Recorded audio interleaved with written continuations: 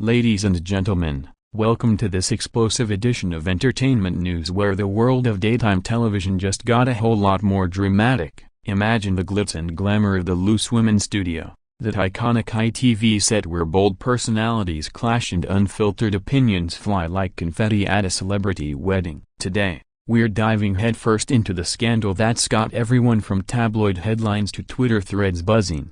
Russell Crowe, the rugged Australian powerhouse behind Gladiator's thunderous arena battles and A Beautiful Mind's quiet intensity, was unceremoniously kicked off the show following a heated altercation with none other than Denise Welch, the fiery Geordie firebrand who's been a Loose Women staple for over 2 decades. It all unfolded live on air, cameras rolling, audience gasping, and producers scrambling behind the scenes in what can only be described as daytime TV's most jaw-dropping meltdown since that infamous pie-throwing fiasco back in 2012. Russell, fresh off promoting his latest gritty thriller that's already topping box office charts with its raw portrayal of redemption and rage, stepped onto the set expecting the usual mix of light-hearted banter and promotional plugs. At 61, with a career spanning blockbusters that have grossed over $3 billion worldwide, Crowe is no stranger to intensity. After all, he once smashed a phone in a fit of fury and channeled that same volcanic energy into Oscar-winning roles. But nothing could have prepared him for the verbal gladiatorial combat that awaited. Denise Welch,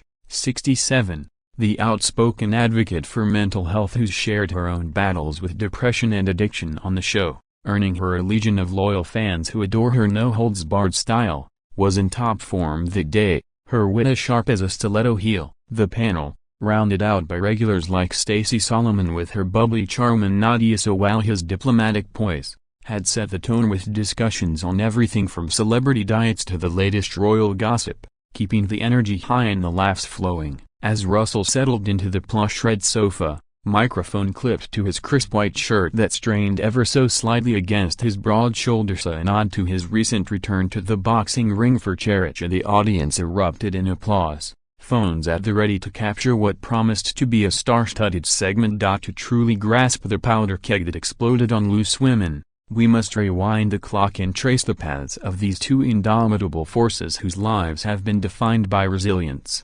controversy, and a refusal to fade quietly into the background. Russell Crowe, born in 1964 in Wellington, New Zealand, but raised in the sun-baked suburbs of Sydney, Australia, was no overnight sensation. As a teen, he fronted punk bands like 30-odd Foot of Grunts, channeling adolescent angst into gravelly vocals and guitar riffs that echoed the raw energy of his later roles. But it was the silver screen that claimed him, starting with small parts in Aussie soaps before exploding globally with Romper Stomper in 1992, where his portrayal of a neo-Nazi skinhead earned him a Venice Film Festival accolade and whispers of the next De Niro. By 2000, Gladiator catapulted him to stratospheric fame, his sweat-drenched cries of "Are you not entertained?"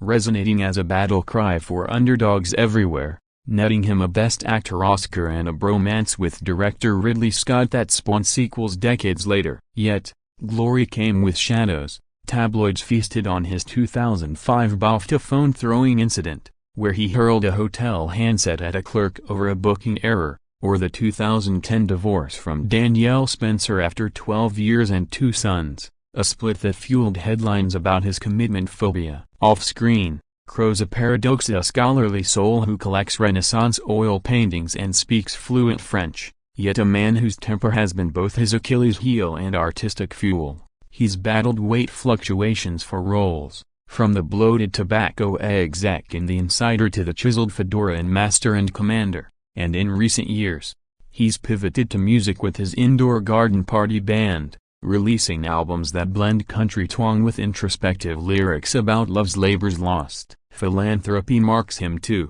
a vocal supporter of Indigenous Australian rights and environmental causes, donating millions to bushfire relief in 2020. Lights blazing, applause fading into expectant hush, the Loose Women studio transformed from convivial chat den to verbal coliseum as Russell Crowe's easy charm met Denise Welch's incisive edge head-on, igniting the first volleys of what would become a legendary live TV tussle. It was midway through the segment, With the clock ticking past the half-hour mark and ratings meters undoubtedly spiking, that the innocuous pivot to modern masculinity cracked open the floodgates. Christine Lampard, ever the poised navigator in her role as interim host, had just trapped a viewer question about work-life balance and high-stakes careers, segueing smoothly, "Russell, you've juggled fatherhood with these epic roles. How do you keep the home fires burning without burning out?" Crowe, leaning back with that relaxed posture honed from years of red-eye flights and red carpet poses,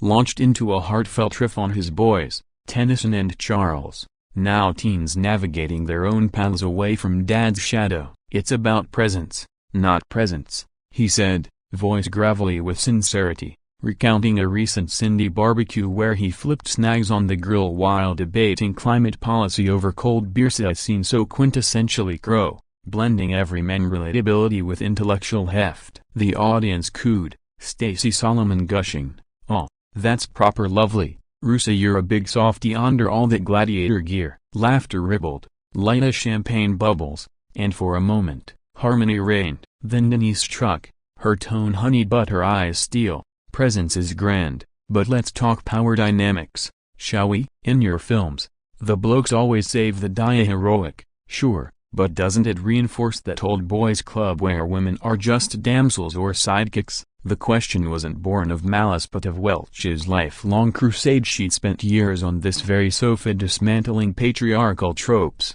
from critiquing Disney princesses to applauding Barbie's feminist reboot. Yet to Crowe, jet-lagged and primed by a Morning Guardian review accusing his latest flick of retrograde gender politics, it landed as a personal broadside. His response was measured at first, a chuckle masking the flicker of irritation. "Denise, storytelling's evolved," made. With the studio audience holding collective breath and social media ablaze from leaked live feeds, the altercation between Russell Crowe and Denise Welch surged past polite parrying into a tempest of recriminations, where every accusation landed like a haymaker in a no-rules brawl, pushing the boundaries of broadcast decorum to their fraying edge. Christine Lampard's attempts at stewardship. "Let's keep it civil, folks, we're all friends here," rang hollow against the cacophony, her smile strained as she clutched cue cards like life rafts. Crowe, now fully animated, his hands gesturing broadly in that expansive Aussie style, delved deeper into defense mode, his voice booming over the panel's crosstalk. "Privilege? I've clawed from pub gigs to premieres.